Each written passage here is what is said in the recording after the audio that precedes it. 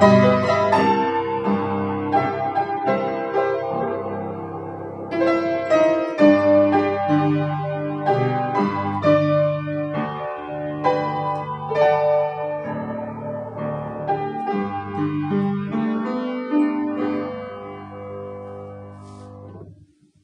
dia, irmãos, que a graça e a paz do nosso Senhor e Salvador Jesus Cristo estejam com todos os irmãos e amigos nesta manhã de domingo, e é com grande alegria que nós estamos aqui para mais uma Escola Bíblica Dominical. Nós agradecemos primeiramente a Deus por ter nos concedido essa oportunidade de estarmos aqui mais uma vez para juntos compartilharmos a Palavra de Deus. Agradecemos ao nosso pastor José Roberto, ele que tem nos apoiado nesse trabalho. Um grande abraço ao nosso pastor e à irmã Esther. Agradecemos também ao nosso irmão Cassiano que tem todas as semanas o trabalho de preparar a nossa apresentação. Um grande abraço ao nosso irmão Cassiano, à irmã Júlia, ao Léo e também à Pâmela. Quero agradecer também a Ana que tem sido incansável em preparar as nossas aulas, preparar a nossa apresentação. Agora temos a jornada dupla de apresentarmos aqui a Escola Bíblica Dominical através da internet e também lá na nossa Escola Bíblica presencial, lá na nossa igreja no domingo de manhã, às 10 horas da manhã. Ela que vai dar o seu bom dia a todos os irmãos nesta manhã. Bom dia, irmãos. Bom dia, amigos. Deus abençoe a todos. Agradecemos também ao nosso irmão Abdias, que é o diretor da Escola Bíblica Dominical. Nosso irmão Abdias, um grande abraço. Irmão Marcelo também. Queremos agradecer ainda a irmã Aline que tem o grande trabalho de apresentar esse piano maravilhoso todas as manhãs na nossa abertura da Escola Bíblica. Um grande abraço à irmã Aline, que Deus continue abençoando a irmã nesse ministério importantíssimo que é o Ministério da Música. Nós vamos então, irmãos, dar início a mais uma das nossas aulas sobre o Apocalipse. A nossa Escola Bíblica tem hoje a nona aula, e o tema da nossa aula de hoje, da nona aula, a visão dos remidos e do juízo. E o texto que está baseado na nossa lição de hoje, Apocalipse no capítulo 14. Hoje nós teremos apenas o capítulo 14 e o texto áureo, Apocalipse 14, o versículo 13. Então nós temos aí apenas um capítulo hoje para estudarmos, então eu creio que vai ser um pouco mais tranquilo. O significado da visão dos remidos, Apocalipse 14, do versículo 1 até o versículo 5, que a Ana vai ler para nós. Olhei, e eis o Cordeiro em pé sobre o monte Sião, e com ele 144.000, tendo na fronte escrito o seu nome e o nome de seu pai. Ouvi uma voz do céu como voz de muitas águas, como voz de grande trovão. Também a voz que ouvi era como de arpistas quando tangem a sua harpa. Entoavam um novo cântico diante do trono, diante dos 4 seres viventes e dos anciãos. E ninguém pôde aprender o cântico, senão os 144.000 que foram comprados da terra. São estes os que não se macularam com mulheres, porque são castos. São eles os seguidores do Cordeiro por onde quer que vá. São os que foram redimidos dentre os homens, primícias para Deus e para o Cordeiro. E não se achou mentira na sua boca, não tem mácula.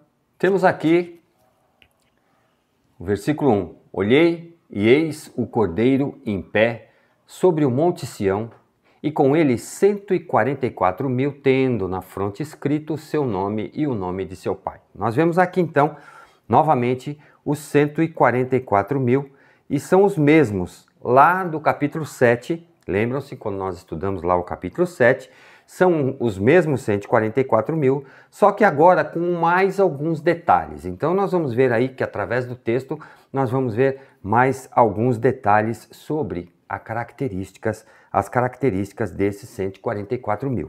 Então, esses são os convertidos resultados do período da tribulação. Então, nós vemos aqui que esse período da tribulação nós vemos que ali o evangelho foi pregado, a palavra de Deus foi pregada, o testemunho foi dado e nós vemos que houve então naquele tempo, após o arrebatamento da igreja, nós podemos ali identificar que houveram conversões, que houveram aqueles que reconheceram o senhorio de Jesus e reconheceram Jesus como sendo o Messias e o Cordeiro de Deus.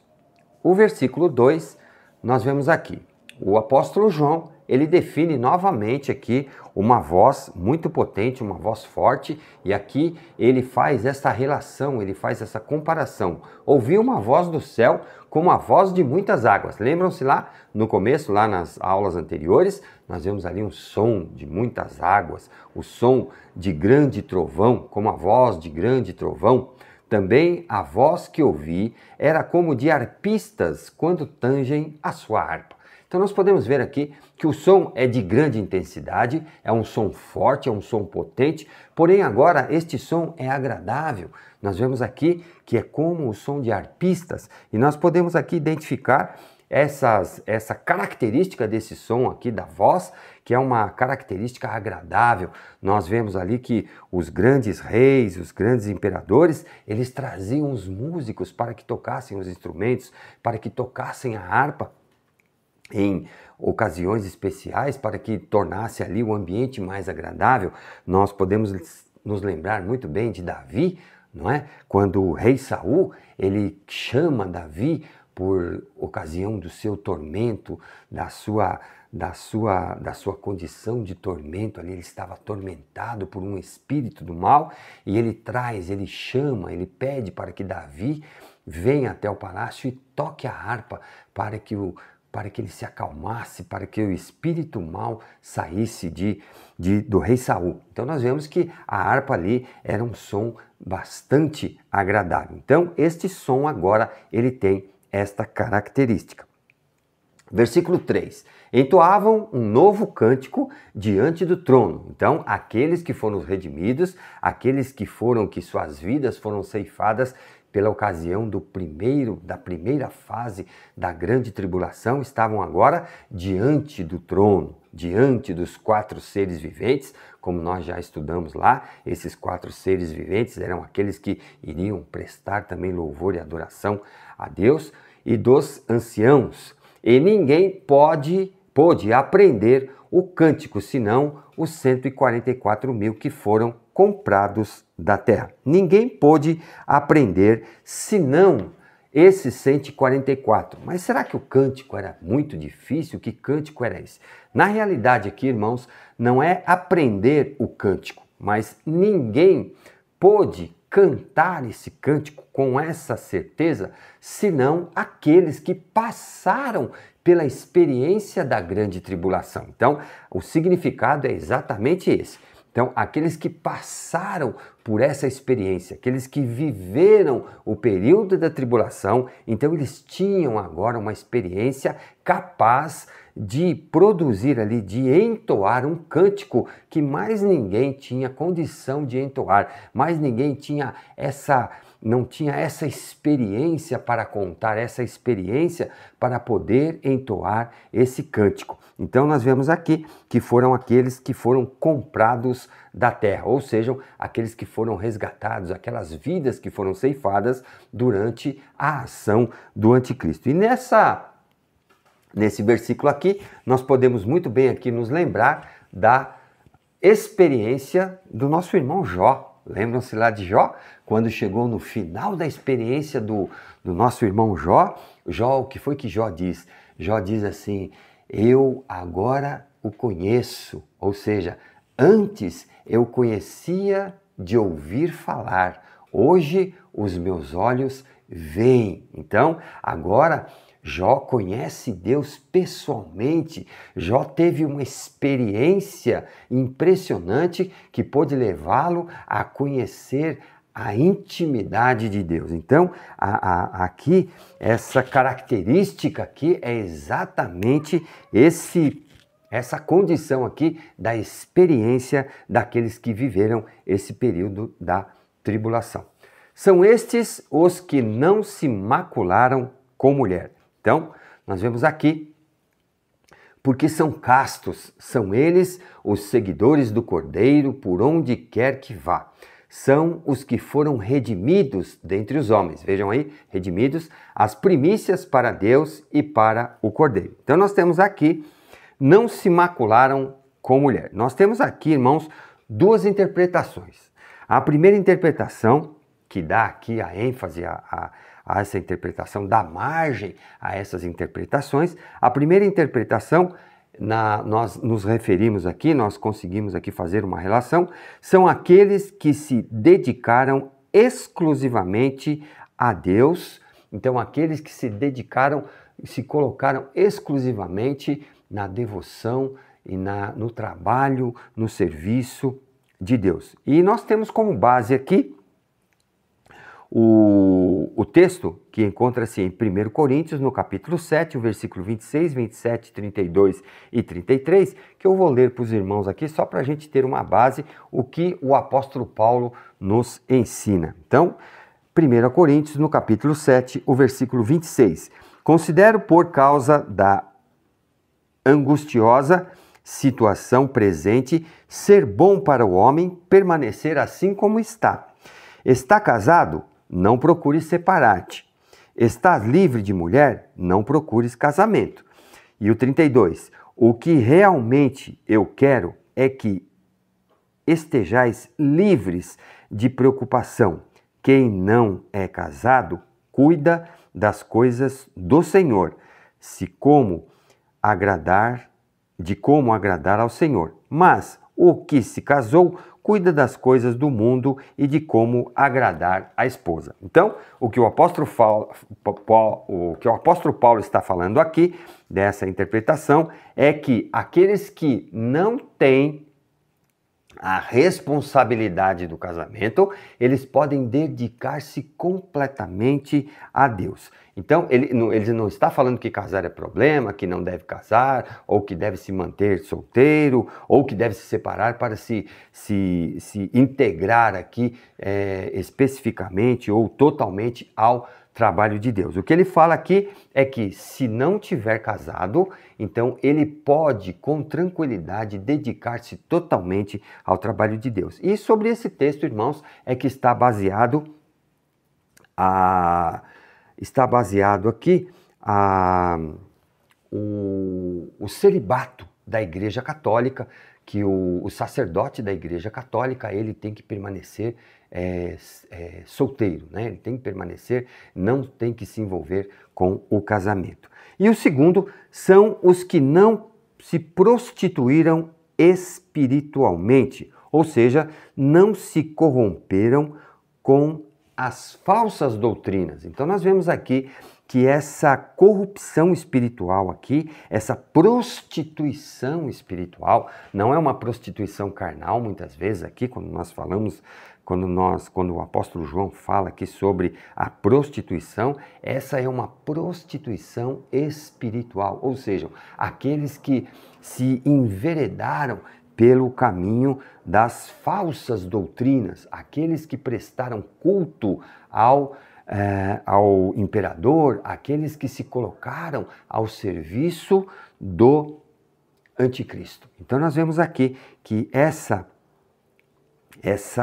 essas falsas doutrinas aí, elas eram as consequências daqueles que se prostituíram espiritualmente. Então, nós vemos também aqui, são os que foram redimidos dentre os homens, ou seja, aqueles que foram resgatados durante o período da grande tribulação. E eles se tornaram o que aqui, então? Eles foram aqui, nós vemos aqui no texto, eles são chamados de primícias para Deus e para o Cordeiro. Ou seja, eles foram igualados aqui, eles foram comparados a Cristo. Nós temos lá, então, que Cristo é a primícia dos que dormem, ou seja, aquele que morreu e ressuscitou. Então ele foi o primeiro, as primícias. Nós temos também aqui um paralelo com o Antigo Testamento.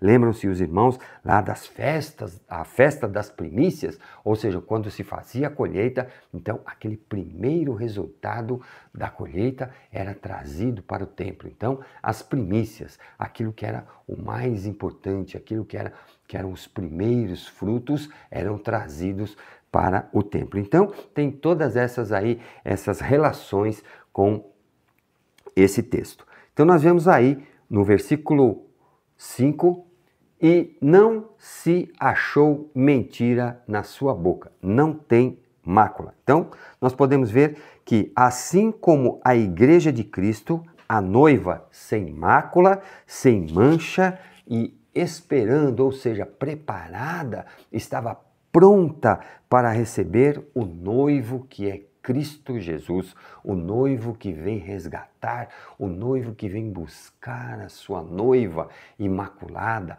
preparada para as bodas do Cordeiro.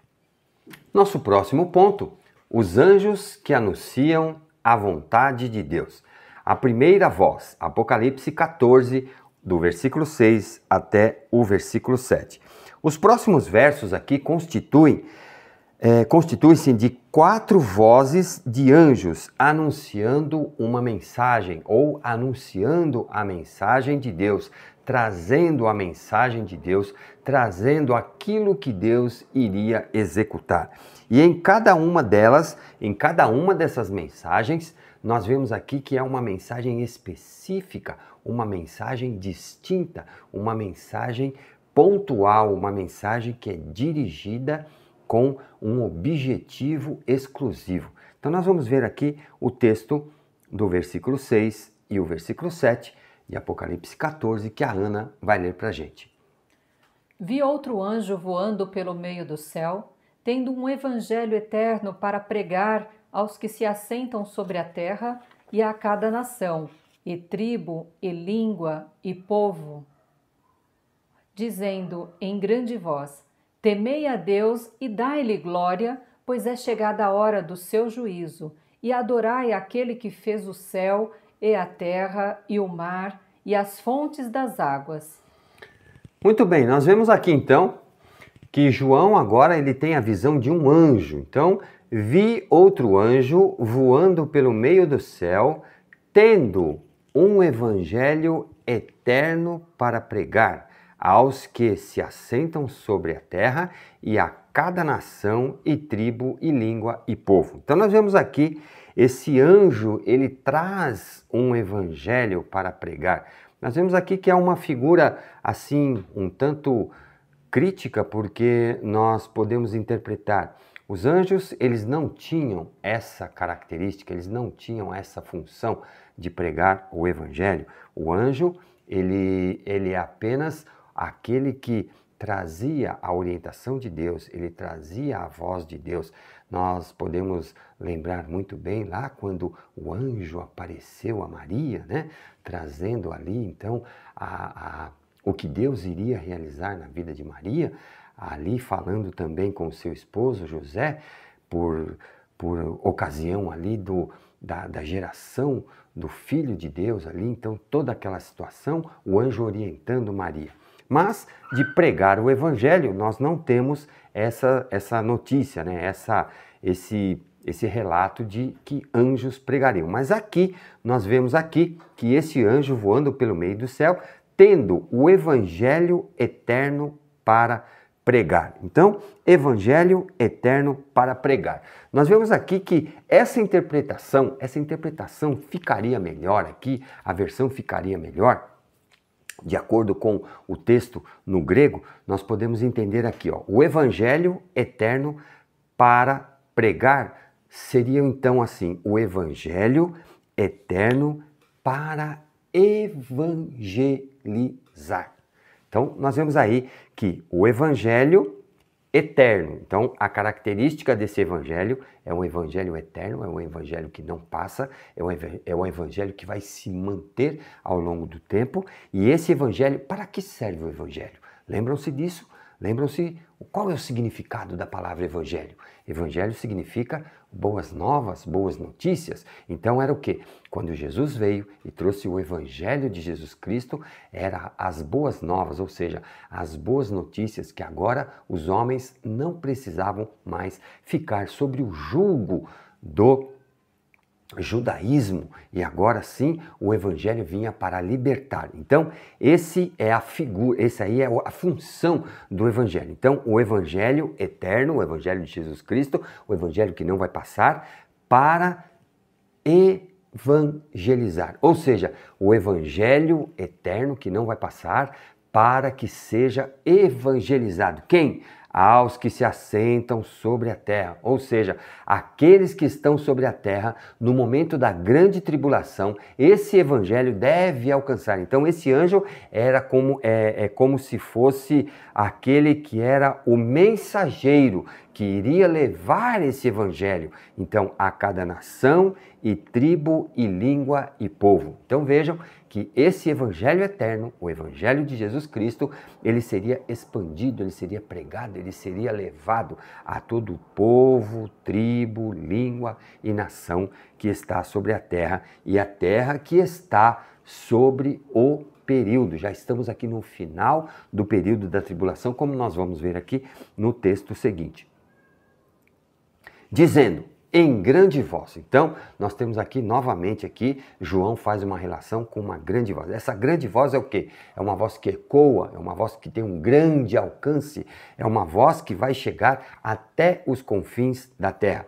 Temei a Deus. Então, eles fazem aqui, o apóstolo João, ele fala aqui, ele traz essa orientação, que isso daqui é uma orientação explícita contra o anticristo. Temei a Deus e dai-lhe glória, pois é chegada a hora do seu juízo. Então, com esse aqui, ó, com essa frase aqui, pois é chegada a hora do seu juízo, nós identificamos aqui, então, o final da tribulação. Nós estamos aqui já no período do final, no finalzinho dessa tribulação, desse período de tribulação, aonde irá se caracterizar aqui, onde irá iniciar-se então o juízo de Deus, o juízo final. E aqui ele traz então, adorai aquele que fez o céu e a terra e o mar e as fontes das águas. Então nós vemos aqui especificamente a característica, uma das características de Deus, que é a característica do Deus Criador, aquele que criou o mar, criou a terra, criou os céus, criou as águas, criou as fontes. Então nós vemos aqui que só deveriam adorar, só prestar adoração somente a Deus, ao Deus Criador. Então, todo cuidado aqui, essa orientação aqui é para que nós tenhamos todo o cuidado para que naquele momento aqueles que estão sobre naquela condição da tribulação, aqueles que estão sobre o assédio do anticristo, aqueles que estão sobre o peso das garras do anticristo, da dominação do anticristo, eles têm que estar atentos, eles devem prestar muita atenção para que eles adorem exclusivamente a Deus. E que Deus, o Deus Criador, o Deus eterno, o Deus Todo-Poderoso. Então nós vemos aqui essa orientação. Muito cuidado, porque se adorar a besta, pode entrar pelo cano. Então nós vemos aqui que aqueles adoradores da besta, eles vão ser destruídos. E nós vamos ver isto nos textos seguintes. Temos aqui então a segunda voz, Apocalipse 14, o versículo 8, que a Ana vai ler para a gente. Seguiu-se outro anjo, o segundo, dizendo, Caiu a grande Babilônia, que tem dado a beber a todas as nações do vinho da fúria da sua prostituição. Muito bem, temos aqui então a segunda voz do anjo. Seguiu-se outro anjo, o anjo segundo, dizendo, caiu a grande Babilônia, que tem dado a beber a todas as nações do vinho da fúria da sua prostituição. Então nós vemos aqui a prostituição. Essa prostituição aqui não é uma prostituição física, mas é uma prostituição religiosa, é uma prostituição espiritual, é uma prostituição que essa grande nação, essa Babilônia, a grande Babilônia, ela leva os povos a adorarem a besta, a falsas doutrinas. Então nós vemos aqui, a queda da Babilônia pode estar, o apóstolo João pode estar se referindo aí à queda do Império Romano. Então naquela época lá, a grande Babilônia, nós vemos que o apóstolo João pode estar fazendo aqui, claramente aqui, uma referência ao grande Império Romano. Então nós podemos atribuir aqui como a profecia próxima, uma profecia próxima. Então essa queda do Império Romano, então relaciona-se então aqui à profecia próxima. Mas também nós podemos interpretar aqui, entender essa queda, a queda da grande Babilônia aqui, nós podemos interpretar como o poder de Satanás foi tirado, portanto, a derrota completa e total de Satanás. Então foi tirado o poder, ou seja, Satanás foi vencido totalmente e agora nós podemos colocar aqui como que uma profecia distante, ou seja, a profecia de quando João se relaciona aqui com o final, lá depois do tempo, depois do período da tribulação, então quando o Senhor Jesus volta e retoma o poder que está sobre o domínio de Satanás. Então, Satanás é destronado, perdeu seu poder e foi totalmente vencido. Então, nós temos essas duas interpretações aí. Temos também agora a terceira voz, Apocalipse, capítulo 14, do versículo 9 até o versículo 10, que a Ana vai ler para a gente. Seguiu-se a estes outro anjo, o terceiro, dizendo em grande voz: se alguém adora a besta e a sua imagem e recebe a sua marca na fronte ou sobre a mão, também esse beberá do vinho da cólera de Deus, preparado sem mistura do cálice da sua ira, e será atormentado com fogo e enxofre, diante dos santos anjos e na presença do Cordeiro. Vemos aí então a seguir a este outro anjo, o terceiro dizendo em grande voz, se alguém adorar a besta. Então nós vemos, lembra-se quando nós falamos lá que são palavras, são aqui colocações, são orientações específicas. Então as vozes aqui, essas vozes dos anjos, as orientações dos anjos são específicas, são uma direção específica de orientação. Então aqui, se alguém adorar a besta e a sua imagem e receber a sua marca na fronte ou sobre a mão, então aqui nós podemos ver aqui que também esse beberá do vinho da cólera, ou seja, será destruído por Deus.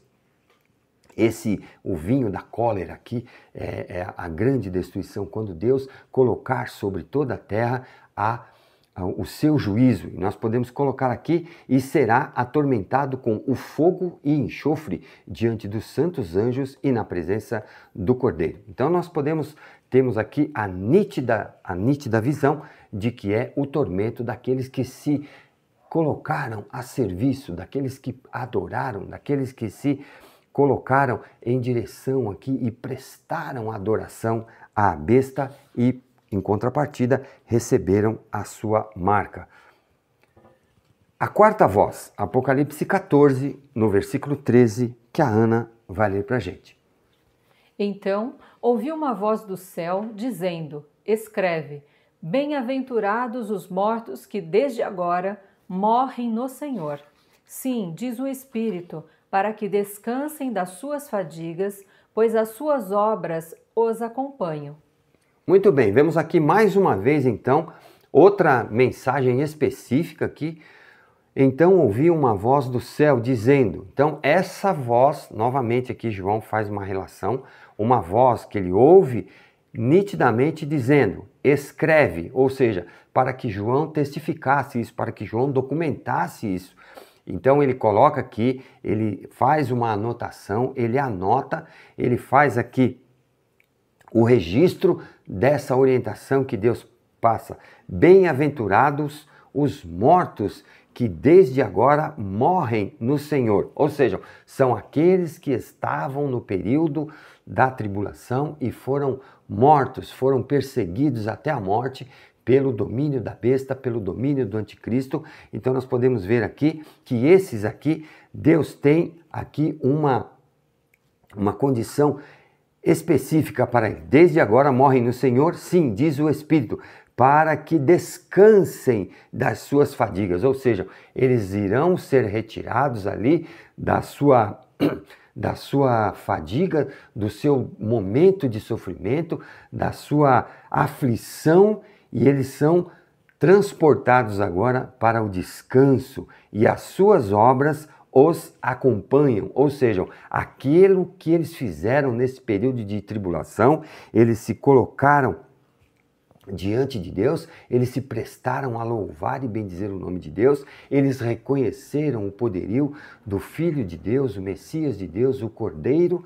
Então agora eles têm a oportunidade, eles recebem o beneplácito do descanso, aquele descanso de toda a sua tribulação. Nosso próximo ponto, a ceifa, Apocalipse 14, do versículo 14 até o versículo 16, que a Ana vai ler para a gente. Olhei, e eis uma nuvem branca, e sentado sobre a nuvem um semelhante a filho de homem, tendo na cabeça uma coroa de ouro, e na mão uma foice afiada. Outro anjo saiu do santuário, gritando em grande voz para aquele que se achava sentado sobre a nuvem: Toma a tua foice e ceifa, pois chegou a hora de ceifar, visto que a seara da terra já amadureceu. E aquele que estava sentado sobre a nuvem passou a sua foice sobre a terra, e a terra foi ceifada.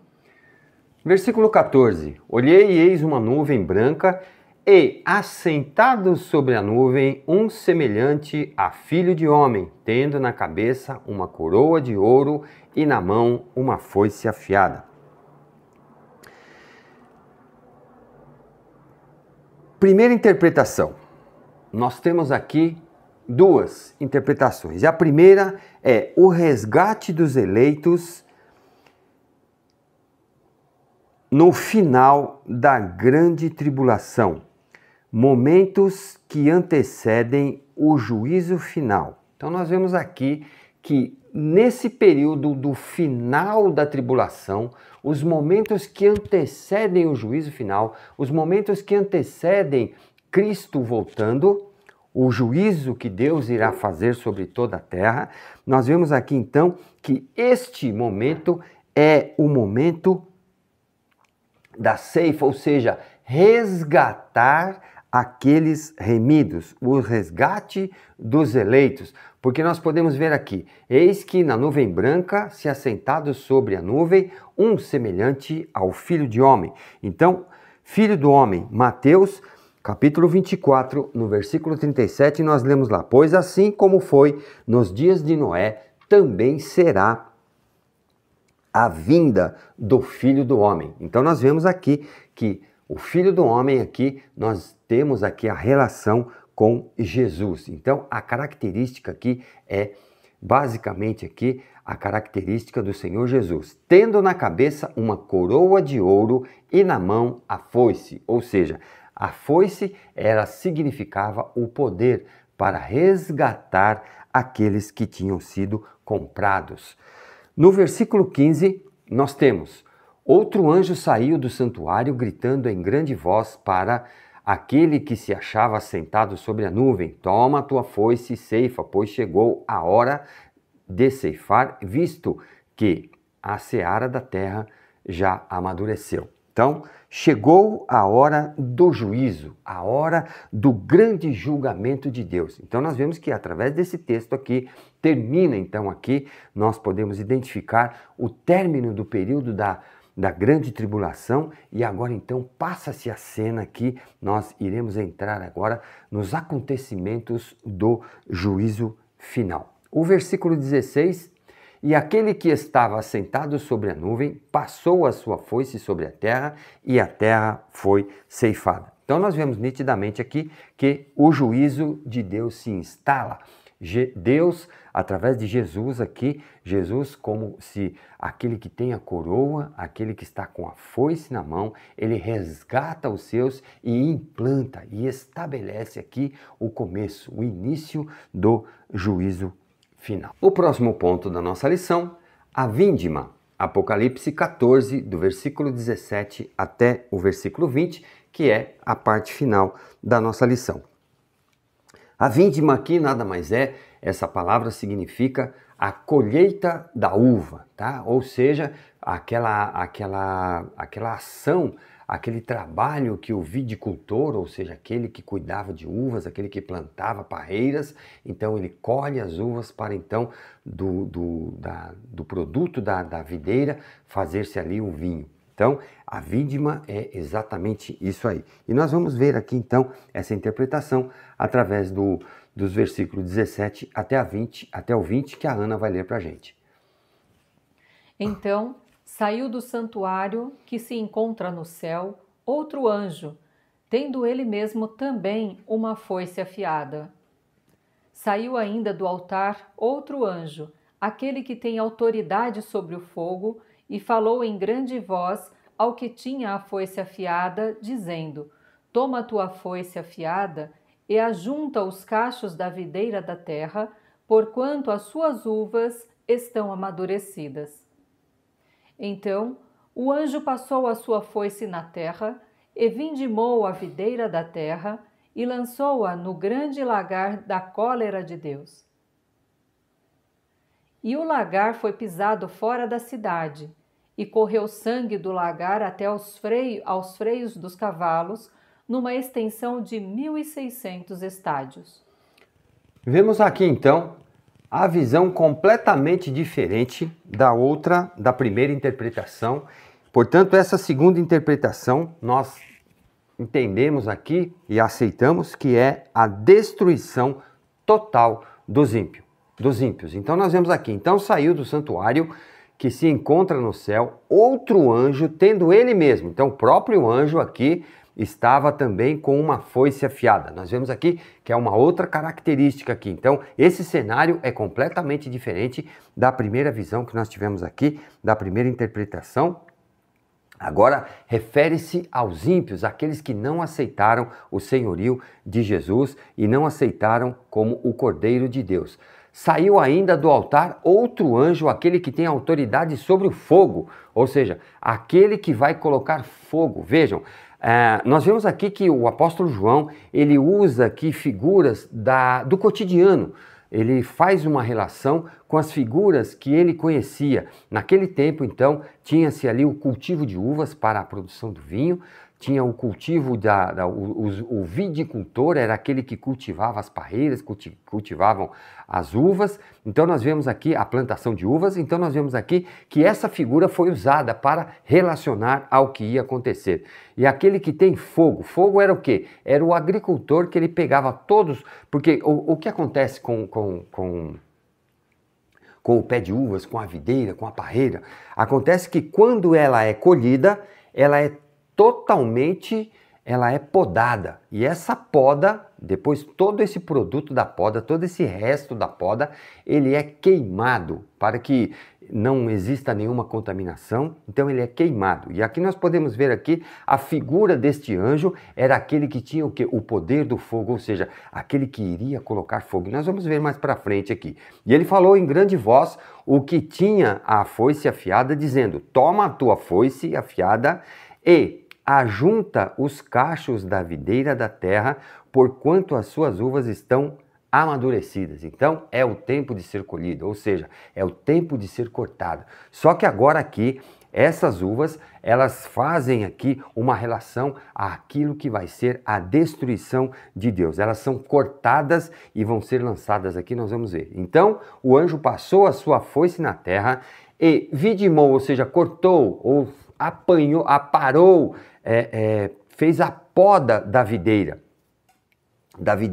e essa videira aqui não é especificamente, irmãos, o pé de uvas, a parreira, mas essa videira, ela está relacionada com a terra. A videira aqui tem a figura da terra, ou seja, este anjo da destruição, ele vai passar a foice, ele vai passar o corte, ele vai cortar ele vai podar toda a videira, só que essa videira é representada pela terra. E lançou-a no grande lagar. O que é o lagar? Lagar era aquele recipiente, aquele local, era um artefato que era usado ali para preparar o vinho, para que a uva fosse pisada. Então o lagar, eles colocavam as uvas ali e ali eles pisavam, eles amassavam a uva para extrair o caldo, para extrair o suco, para que deste produto seja feito então o vinho. Então aqui, só que esse lagar aqui é da cólera de Deus. Então nós vemos que a terra era a videira que foi cortada, foi lançada nesse local onde ela será exprimida, será amassada, será triturada, que é o local da cólera de Deus, ou seja, aonde Deus vai colocar a sua destruição. E o versículo 20, então, nós vemos aqui, e o lagar foi pisado fora da cidade. Ou seja, os irmãos podem fazer aqui uma relação com fora da cidade quando Jesus foi crucificado. Quando Jesus foi crucificado, ele não foi crucificado dentro da cidade, ele foi crucificado fora da cidade de Jerusalém. Então, ele foi levado a um monte chamado Gólgota. E ali no Gólgota, ali naquele local que era afastado da cidade, era retirado da cidade, então ele foi crucificado. Então essa característica, essa figura da destruição, essa figura do sofrimento de Cristo, essa figura daquele local macabro, daquele local que era preparado para os malfeitores, então ele é colocado aqui fora da cidade. Então essa condição de destruição aqui, esse lagar da ira de Deus, ele era colocado porque era um local de horror, um local de sofrimento, assim como foi o sofrimento de Jesus no Calvário. Aqui então ele era colocado fora da cidade e nós podemos ver aqui nitidamente no texto, o texto é claro, e correu sangue do lagar até os freios dos cavalos numa extensão de 1.600 estádios, ou seja, aquele sangue, aquilo que foi apurado, não era o suco da uva, mas sim esmagando aquelas vidas que se prestaram à adoração à besta. Então a cólera, a ira, a destruição de Deus caiu sobre todos aqueles que estavam ali nessas circunstâncias por ocasião do juízo final. Então nós vemos aqui, terminando então esse texto, terminando a nossa lição de hoje, nós vamos passar então agora para a nossa conclusão. Então temos aqui a conclusão. O conceito de infidelidade, nós vemos aqui que a infidelidade aqui foi o tema, foi o nosso coeficiente aqui de apuração daqueles que estavam de um lado e do que estavam de outro. Nós temos aqui então identificado essa infidelidade tem sido combatido. Então esse conceito de infidelidade, ele tem sido combatido por toda a história do povo de Deus. Nós podemos ver que durante toda a história do povo de Deus, todos os relatos do povo de Deus, Deus tem Deus tem falado através dos seus profetas, dos seus homens enviados sobre a infidelidade. Desde a promessa feita a Abraão, passando pelo ministério de Jesus Cristo e o surgimento da igreja, até chegar a nós hoje, onde o grande desafio é nos manter fiéis ao mais puro e autêntico Evangelho de Jesus Cristo. Então nós temos aqui esta conclusão, que nós possamos, através desses estudos, dessas orientações do livro de Apocalipse, essas interações que o apóstolo João nos traz através do livro de Apocalipse, esses esclarecimentos, estas visões do final, nós podemos ver que através da experiência do apóstolo João, nós podemos identificar como vai ser nitidamente a orientação de Deus sobre o que devemos fazer. Então nós devemos nos manter nos dias de hoje, quando nós somos atacados, quando nós somos aqui influenciados por uma série de doutrinas, nós devemos estar firmes no Evangelho de Jesus Cristo, para não sermos pegos desapercebidos e sermos levados por qualquer vento de doutrina. E eu gostaria de terminar esta aula, irmãos, na manhã deste domingo, e eu quero convidá-los a que possamos orar neste momento. Abaixe a sua cabeça, feche os seus olhos e vamos orar ao nosso Deus. Santo Deus e eterno Pai, nós queremos te agradecer, ó Deus, por esse momento que nós passamos, que podemos compartilhar com os teus servos e os amigos mais esta porção tão importante, tão oportuna da palavra de Deus. Ó Pai, que Tu nos dê sabedoria, Senhor, através do Teu Santo Espírito, para que possamos entender, ó Pai, a Tua vontade para as nossas vidas, para que possamos nos manter firmes, ó Pai, no Teu Santo Evangelho, no Evangelho de Jesus Cristo, para que possamos ter a nossa vida, ó Pai, um exemplo, a nossa vida, que ela possa ser, Senhor, cada dia mais, que ela possa estar parecida com a vida de Jesus Cristo, para que quando o Senhor voltar, para que quando o noivo vier resgatar a sua igreja, nós possamos ser encontrados, ó Pai, íntegros diante da Tua presença. Muito obrigado, Senhor, por esses momentos que aqui passamos. Fica conosco, Senhor, neste dia, nos abençoe, Senhor, nós te pedimos em nome do Teu Filho amado Jesus, o nosso Salvador. Amém. Muito obrigado, irmãos, por mais essa oportunidade. Nós queremos agradecer e já de antemão nós convidamos os irmãos e amigos para que no próximo domingo possamos estar juntos mais uma vez para mais uma Escola Bíblica Dominical. Até lá!